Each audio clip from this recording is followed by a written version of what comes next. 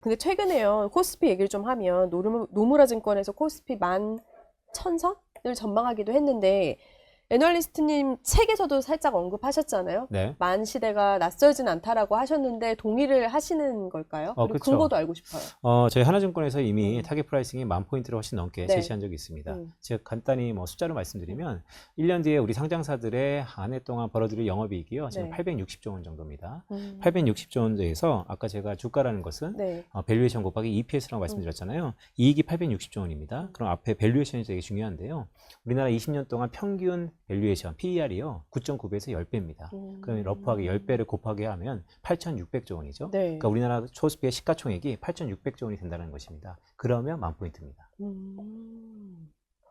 근거가 확 들어오는데요? 네. 네. 그렇기 때문에 여기서 이 앞에 밸류에이션, 정말 금리가 낮춰지는 것인가? 네. 아니면 이런 산술적인 지표 말고도 우리 한국 시장을 바라보는 외국인들의 눈높이가 달라진 것인가? 라고 하면 멀티플, 즉 밸류에이션이 계속해서 좋아질 수 있는 것이죠. 역사적으로는요, 12배까지 간 적도 있습니다. 네. 그러면 만일 만까지 간다고 했을 때 그 사이에 쭉 맨날 좋을 수만은 없잖아요. 네. 근데 저희가 좀 이제 앞으로의 이 시장에서 이슈가 될 만한 하락 시그널, 요거는 좀 알고 있어라 이렇게 할 만한 사건들이 좀 있을까요, 앞으로? 더 중요한 건요, 그것보다는요, 우리가 알고 있는 것으로 인해서 하락할 것인가가 더 중요해 보입니다.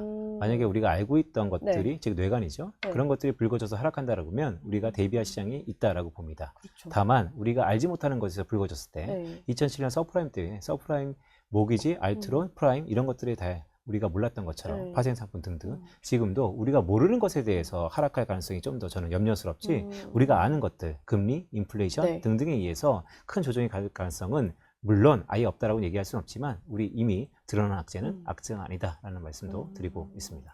아까 앞서 금리 잠깐 얘기를 해주셨는데 어제 오늘 계속 이제 그 4월에 FOMC 회의록도 나왔는데 거기서 금리나 전제를 지워야 한다 이런 기록도 되어 있잖아요. 그런 만큼 금리 인상 쪽으로 더 많이 가는 것 같은데 이런 걱정도 들어요. 지금 빅테크가 이제 IPO도 상장한다고 되어 있고 네. 투자도 많이 하고 있는데 이게 금리가 오르면 사실 투자에도 제한이 생길 수밖에 없고 그렇게 되면 우리의 계좌에도 영향이 있을 수밖에 없거든요. 네. 이 부분도 굉장히 체크 포인트 같기는 해요. 매우 중요하죠. 네. 근데 전 접근법이 좀 다른데요. 금리가 오르면요. 지금 뭐가 문제냐면 빅테크를 위시한 미국의 하이퍼스케일러들이 막대한 캐페이스 투자, 즉 자본 지출을 했는데 그 돈은 다 어디서 나서 하느냐.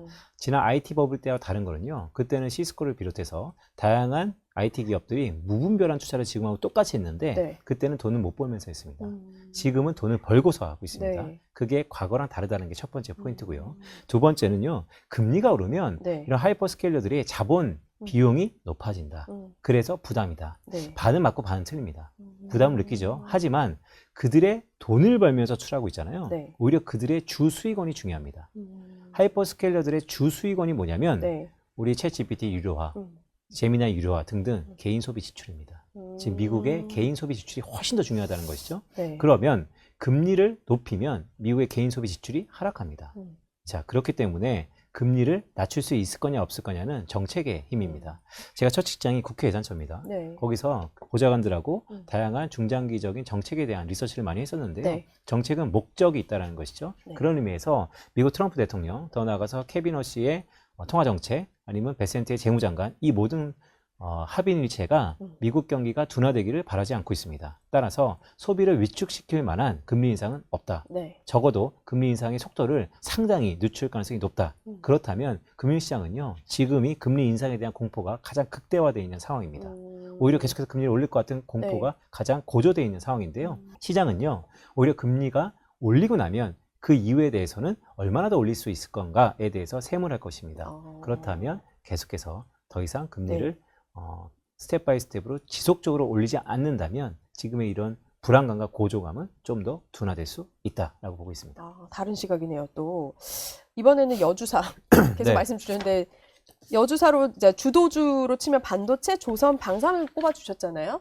이게 그러면 사실 이런 우려도 있어요. 이미 너무 많이 올라서 지금까지의 상승률을 바랄 수는 없지만 앞으로도 괜찮을까? 네. 라는 고민들은 계속 하시거든요. 네. 앞으로 남은 모멘텀은 어떻게 좀 평가를 하세요? 제가 뭐 1년에도 엄청 많은 사람을 만나잖아요. 앵커님도 마찬가지고. 네. 그런데 사람들에게 간절한 눈빛을 알고 있습니다. 지금 거의 앵커님이 내가 사고 싶은 게 너무 많이 올랐다. 이런 걸 간절한 눈빛을 통했는데요. 네. 자, 주식은 항상 비쌉니다. 내가 살려면 싼 주식은 없습니다. 맞아요. 그거는 변수입니다.